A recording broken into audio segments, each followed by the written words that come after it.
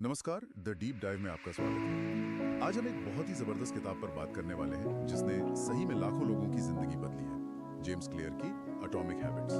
ये किताब इस बारे में है कि कैसे वो छोटी छोटी आदतें जो लगभग दिखती भी नहीं मिलकर जिंदगी में कितने बड़े चौंकाने वाले नतीजे ला सकती है।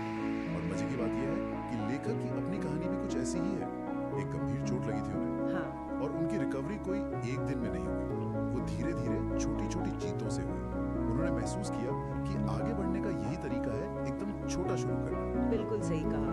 और किताब का जो सार है ना, वो यही है कि हमारे जो नतीजे हैं वो हमारी आदतों का ही एक, कह सकते हैं, देर से मिलने वाला सबूत है। जैसे आपका बैंक बैलेंस है, वो आपकी खर्च करने की आदतों को दिखाता है। आपका वजन आपके खाने की आदतों को। तो आप जो दोहराते हैं आखिर में वही पाते हैं। तो चलिए इस किताब के अंदर और गहरे चलते हैं और देखते हैं कि अपनी आदतों को हम कैसे समझ सकते हैं और शायद बदल सकते हैं। एक आइडिया जो मुझे बहुत ही दिलचस्प लगा वो है अव्यक्त क्षमता की पड़ताल, मतलब प्लेटो ऑफ लेटेंट पोटेंशियल। शुरू में जब हम कोई बदलाव करते हैं, कोशिश करते हैं, तो कई दिन, हफ्ते, महीनों तक कुछ दिखता ही नहीं, लगता सब बेकार है। हाँ, और ये वो पॉइंट है जहाँ ज्यादातर लोग हिम्मत हार जाते हैं, छोड़ देते हैं। जेम्स क्लियर इसे कंपाउंडिंग या चक्रवृद्धि ब्याज की तरह समझाते हैं। जो सबसे शक्तिशाली नतीजे होते हैं वो हमेशा देर से होते हैं।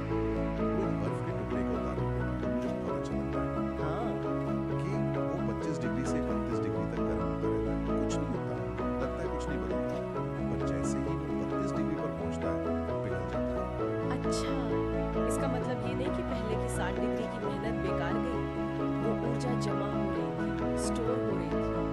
सफलता अक्सर तभी दिखती है जब आप एक थ्रेशोल्ड, एक सीमा पार कर लेते हैं। लोग उसे रातों रात मिली सफलता कह देते हैं, पर वो पहले की मेहनत नहीं देखते।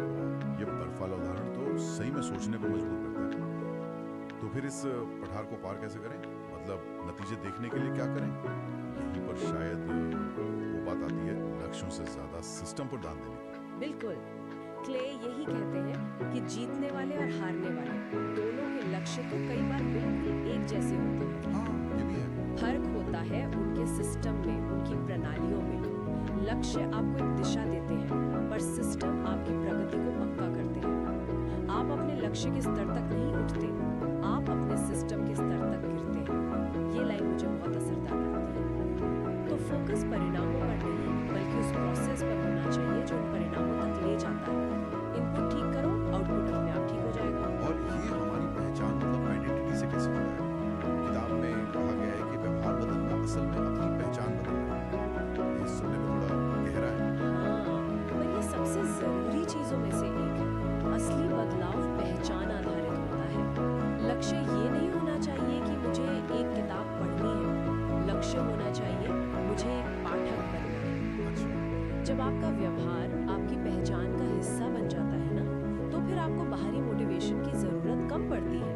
आप वो काम इसलिए करते हैं क्योंकि आप वैसे ही इंसान हैं। तो सवाल ये नहीं कि आप क्या हासिल करना चाहते हैं, बल्कि ये कि आप कौन बनना चाहते हैं।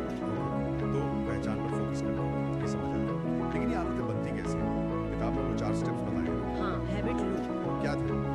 संकेत क्यों जो दिमाग को ट्रिगर करता है, फिर लालसा, क्रेविंग यानी उसके पीछे की इच्छा, फिर प्रतिक्रिया, रिस्पॉन्स जो असल आदत है, और आखिर में पुरस्कार, रिवॉर्ड जो दिमाग को बताता है कि हाँ, ये दोबारा करने लायक है। संकेत, लालसा, प्रतिक्रिया, पुरस्कार। ठीक है। इन चारों को समझे बिना किसी आदत को बनाना या तोड़ना बहुत मुश्किल है। और इन सब में सबसे पहला कदम तो शायद जागरूकता ही है। मतलब हमें पता ही नहीं होता कि हमारी कितनी आदतें बस ऑटो पायलट पर चल रही हैं। बिल्कुल, पता ही नहीं चलता।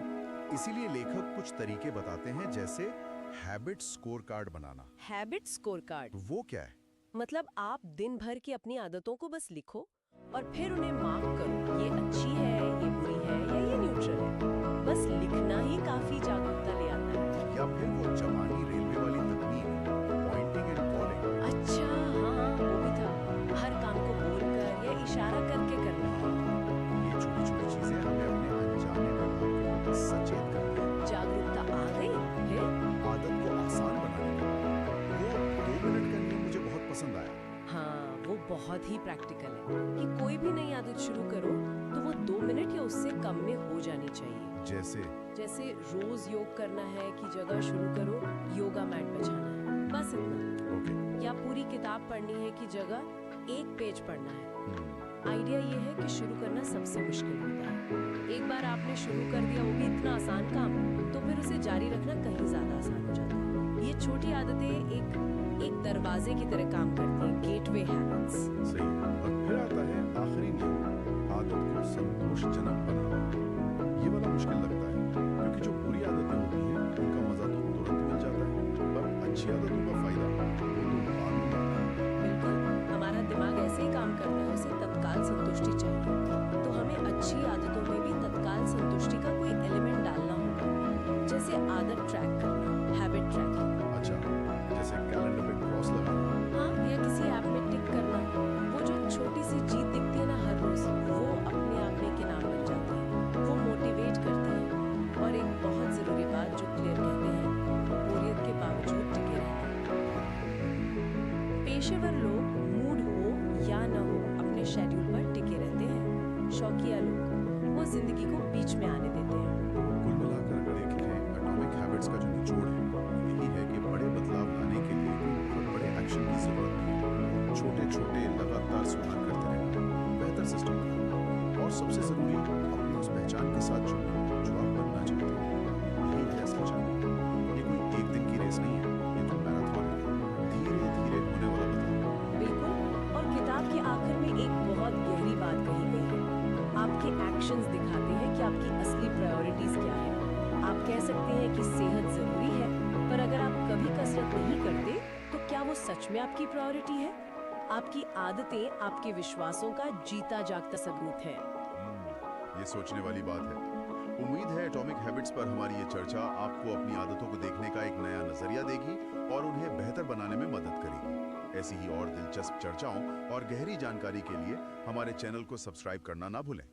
अगली बार तक सीखते रहिए और आगे बढ़ते रहिए। अलविदा। अलविदा।